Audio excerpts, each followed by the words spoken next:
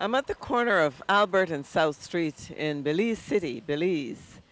Anytime you walk down any road, any time of day, you might run into the man at work. And he's allowed us to come to his corner today to talk about his work. Terryl Godoy, thanks for allowing us to join you on the spot as you go about your work, your daily work here. You are known as the man at work. How did you come up with that name to begin with? For over 23 years, I've been painting on the street. And out of that 23 years, so probably about around 1992, I told myself, you're working from 9 in the morning until 5 in the evening. Why don't you give yourself a nice name? So that's how I came up with the name Man at Work. And from this day, I've put it on almost everything, on my shirts, on my pants, on my seat, everything, on every painting, Man at Work. So Belize have recognized the name Man at Work, and they know exactly who we are talking about when we say that. Great. Let's talk about how you got started. You, as you said, for 20 something years, you look very young, so you can't have started much older than 10, maybe 10 years old. Tell us what interested you in art. How did you know that you had this natural talent? And did you get any training? To start with my train, I have never gotten any training for art. It's just inside of me. My brother's an artist as well. His name is Mark Godoy. He's from New York, and I can remember even since from 6 years old, he used to give me a little coffin to if I interfere with his paint set, leave it alone. That does not concern you. But my determination to um, to want to know a little bit more about art, and that is what Mark was surprised to know up to this day that Terrell have turned out to be an artist just like if he have respect and have come to acknowledge that I'm as good as As he is. yes, exactly. You also have a sister who is an artist. I've seen some of her work at one of the galleries here. Is she younger or older than you are, Raquel? Raquel is much younger than me, and she's at this time learning some of the as I'm an art instructor as well, so she attend my art school and she's learning from me. But she's doing pretty good for the stage that she is, and I think that one day she will reach to the level that I would like to see her to sometime. You do all of your work on the street. Many people look for a gallery, they work at home in their basement or in the yard. Why did you choose the street? What is it about the street that fascinates you? Um, the paint on the street is to it's a challenge to be out here. Challenge from the vehicles that if anything would hit you. That's why As we can see right now. I've made my judgment well before. And in the corner, I make my judgment before, but I had to develop that to get out on the street and paint. And I have done so in some isolated area where or areas where not much people and not much traffic and all that. And because of that, I've got the courage to be out painting on the street, and everyone have get to recognize Man at Work because of this. But a next good thing about it is that many jobs come to me by painting on the street. So yeah, I'm advertising myself when I go. If you stay at home, you will get some jobs, but I think that's the thing that have caused me to be well known now in Belize, and they have classed me as the best, but I don't think I am. I mean, there's a lot of best in Belize. The lady over there would buy one from him, from her, so we're all good. But I think that the people they love to see me painting on the street. It makes them happy. It brightens their day. You see, so that's a good thing out from it. That painting on the street.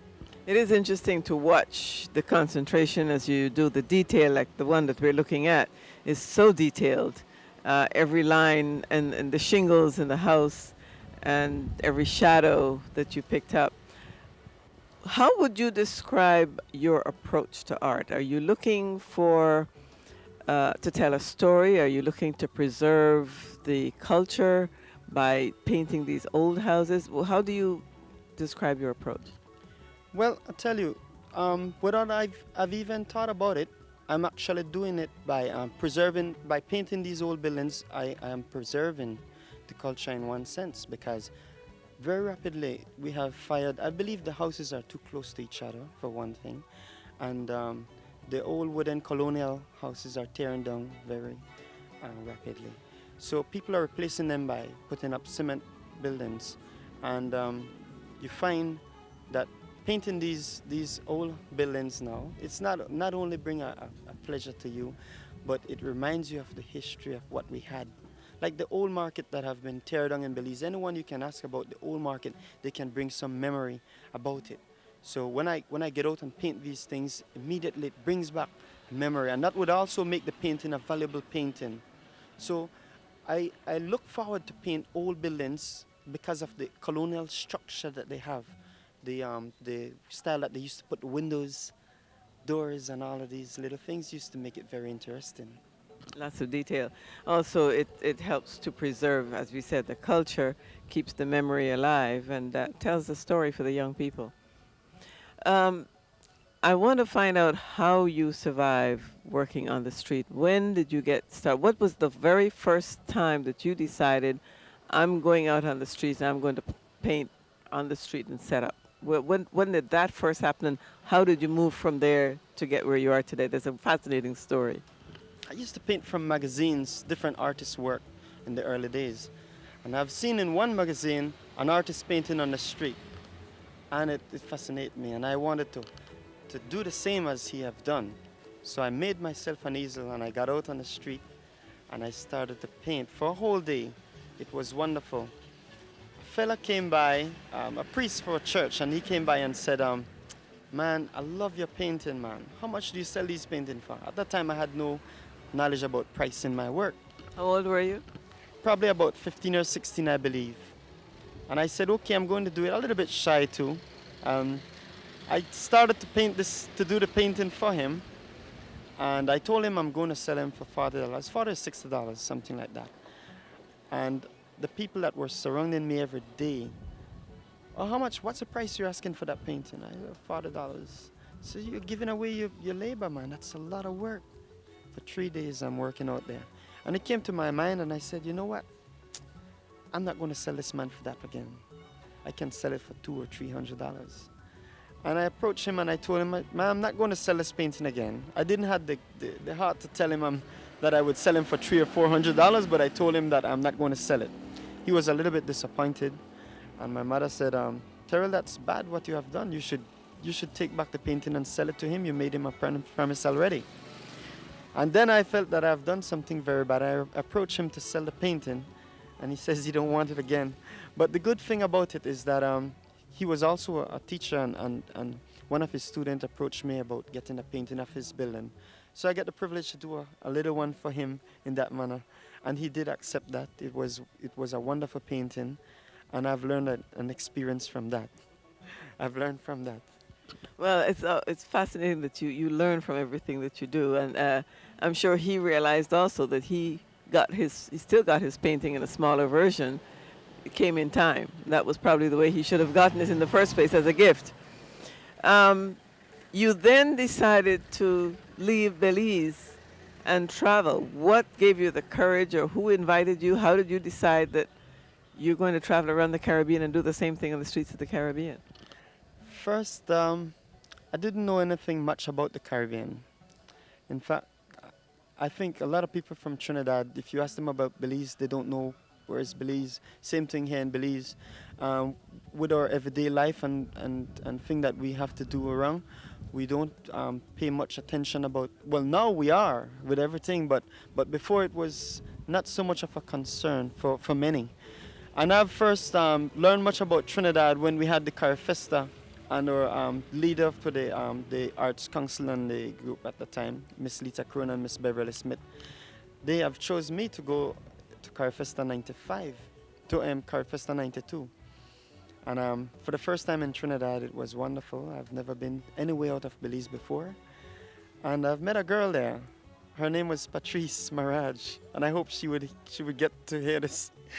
But Patrice was a wonderful person. And because of her, I keep on going back to Trinidad. I kept on going there. And I came up with the idea, Terryl, you know, this was at 97 now for all these years. I told myself, I can paint on the streets in Trinidad. Why don't I prepared myself for that, and I decided to do that. I went to Trinidad and I started work on the streets in Trinidad. The people of Trinidad was very happy to see me. They have never seen an artist painting on the street before, and the location that I've chose was downtown in Port of Spain. The people were very impressed by the work that I've done painting the Twin Tower. And I was on the news, all the newspaper, everyone have flocked me and they have loved what I did. Before you know it, I was on Alison Hennison's show, Dateline. They have a local Dateline there. So that was great for me. I bought my ticket to Barbados. I went over to Barbados, and at that time I knew no one at Barbados. I haven't seen know anybody from there, but a guy have been wonderful to me, and if opened his door, that a bank manager or something like that, and it was wonderful. From that day, I recognized that the Caribbean is nice. There's wonderful people throughout the Caribbean in this world, and I need to keep on doing this because to every time I do this, this is a plus to Belize and to myself as man at work traveling in the islands and getting known to other people.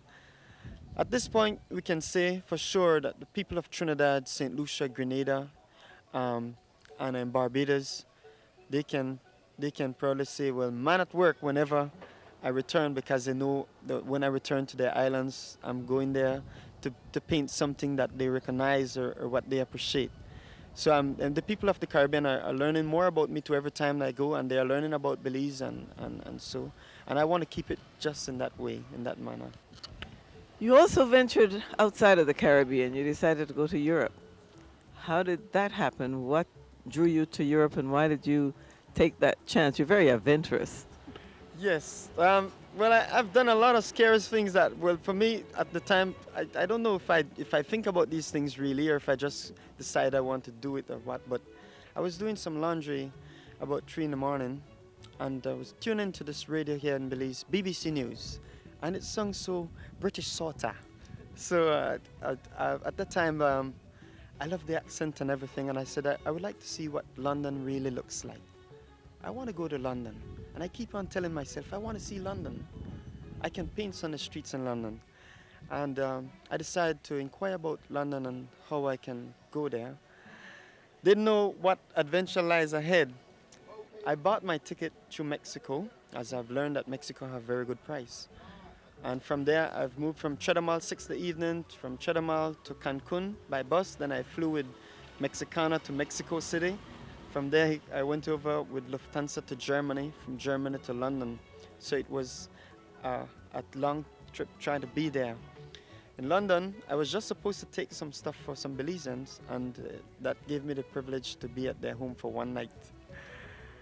They says their son's coming for the room, so I would have to go. Well, no problem, and this is what I'm here for. It's an adventure. So I went downtown from King's Cross or some one of those to the Belize Embassy, and they have hooked me up with a place which is £35 a night. And I only went to Europe with £300. Would you believe that? I had no idea what really I'm getting myself into. But anyway, I've done it. And I don't have any visa to travel to these other isles. I was preparing myself to get a visa from Jamaica to Germany and some of the other neighboring countries, Switzerland and so, but I never did get it. But I know that Belize have some ties with Europe, with London itself as Commonwealth. So that gave me the privilege to go over in London and proceed from there. Well, what happened is that my money are going down. £300 was nothing. This was really nothing, and I had to call a friend in Spain, and he was surprised to know that I was in London. And anyway, he decided that, yes, he have some friends, he have some connection in London. And he called a couple, Vicky and Chris. They came and picked me up from the hotel where I was staying, take me down to their home.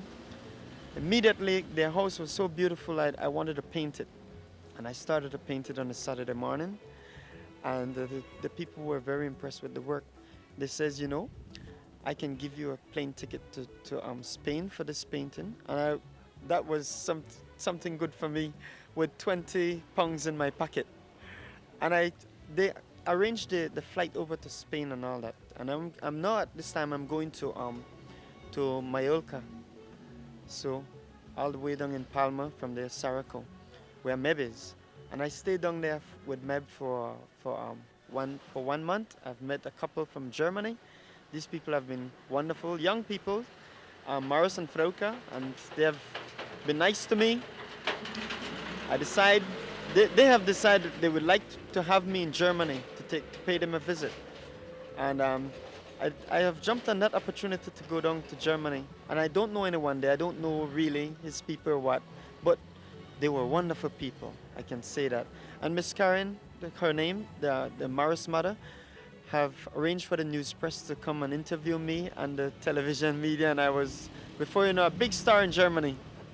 It was wonderful. I don't know how things just happened like that. And at this time, I'm from Spain to Germany. I have a lot of money now, even more than I had in London. You learned the art of barter. Yes, the learn of that, and I'm on my way to Belgium, because I did left from Germany to Belgium, and I spent 2 weeks. Then I went to Holland. I returned back to Belgium, and then from there to Brussels. As I was entering out, the guy says, "How you get in this hole? Hold on. How do you get in this country?" I says, "Well, I went from Mexico to Germany to London to Spain and Germany and now Belgium." And he said, "But you can't come here. You don't have a visa." I says, "Yes, but I'm leaving now. I did that already. I'm going now." So he said, "Well, next time you don't do it." I says, "Okay, next time I won't do that." Yeah. But anyway, I proceed on to London again. I had a great time. I moved from London, and then I did my tour back to Belize. But on my way, a lot of things have happened in 3 months. A lot of things have. I've left my shoes in a part of London, in the countryside, and I told myself, I love that shoes. I need to return for it. I forgot my portfolio on a car top in Frankfurt. I told myself, man, I better get my act together. I left a nice painting of London. I was doing Leicester Square. I forgot it in Spain, in a taxi.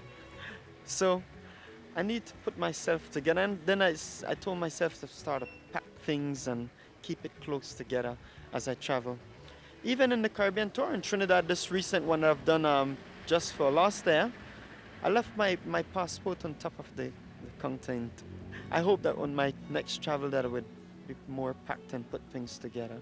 Well, these are all experiences that teach you something along the way. You're also multi-talented. You speak another language. You speak Chinese. I want to hear you say something in Chinese. Tell me. Whoa, 喂你好靚，你能嘅好靚嘅，好多中國人去呢度 in Belize 明白我好啊 and we want to keep it just that way. The people in Belize, the Chinese here in Belize, they recognize that I speak Chinese. I've learned from them, and I want to keep it that we have this good mutual thing. A little bit of Indian too. Namaste, kaisa hai? No, and bahut kam hai. So I know a little bit from each one of these languages. Now, when you do these paintings from the different countries, the culture is obviously preserved, even or you tell a story of each of these countries. Do you sit down and decide you want to capture the current atmosphere? Let's say you go to a place like Germany. You don't really know. Do you do any homework on the history of Germany, or you just simply sit down and paint what you see and hope that it tells its own story? When you look at some of the paintings that have done, like this one, for instance, is down this street here. This tells you about this region, this area. Tell us a little bit about how you bring that, what you bring to these paintings each time. The whole atmosphere, wherever I go, well, the Caribbean is much similar to here, but when you're talking about Europe's, it's the styles of paintings would have to change. The skies are different, the trees are different. You need to use different colors to blend and all this. And that's one of the things that people always like. Although I can change the skylines in Germany or London or wherever, I like to put a touch of the Caribbean feeling. And people like it because it's so bright. It gives you, they say it's Caribbean colors and they love it. It attracts them to want to buy. You use the strong colors for that. Yeah, definitely.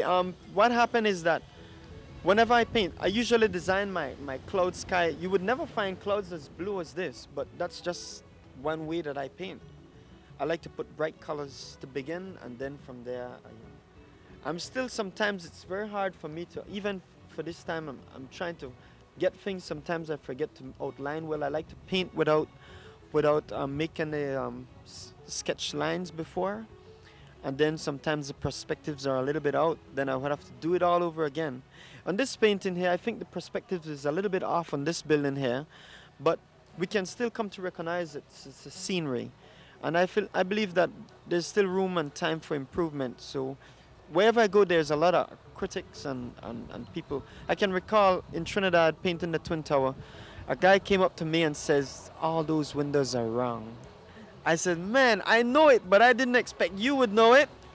He says, yes, I am. He designed buildings, and so he's an architect.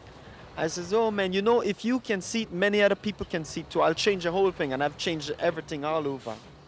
So it was hard for me to do that, but I decided, and people were wondering, why are you changing this? But I've done it, you know.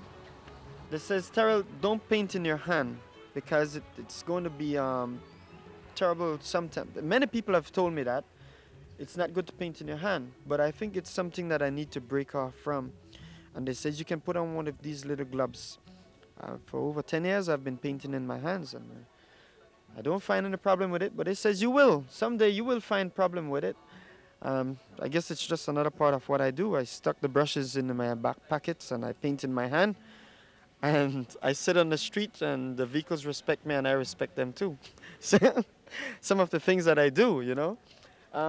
I'm putting in some people into this. I don't really like peoples and cars and all that, but I'm doing a few by request. If you see, my name is already on the painting. It was supposed to be done. Some people who wants to buy this painting. By the way, this painting is 2,000 Belize dollars. And when I travel, I try to keep the price reasonable so that I can move on to another place and I can pay for the food and the hotel or wherever, or I might bunk up with someone. So some of those are the reasons why I try to keep the price in a reasonable level. You come a long way from $40, haven't you? Very long from $40. But you might see a little guy here, and it's going to turn out to be very pretty after. Just need to get it, you know, well set and all that. And it's going to be nice, you know. This is what men at work do. When you decide to start, as you said, you don't like to use outlines. What do you start with first? Do you do the base? Did you always have a bright blue sky? Do you ever have a gray, cloudy, miserable day, as there was, I'm sure, many times in London? Well, most of my sceneries here in Belize, I like to put pretty colors I've mentioned before. So you would find some colors like purple, or a little bit of pink, dash of pink, or some bright orange and all that in the skylines. But it turns out to be pretty after. Now in London or Germany or so, especially in Belgium and these places, it's a little bit bleaky, grey setting. And because of that, I don't want my painting to look so dull. So I would put all these bright colors that I have in Belize, and then people say, but in Germany we don't have this type. Yes, I have a reason why I do it. This is my style. So wherever I go, I would maintain my style of painting. You see? So it is also good that now you all are here, so I can tell the people that this is my style.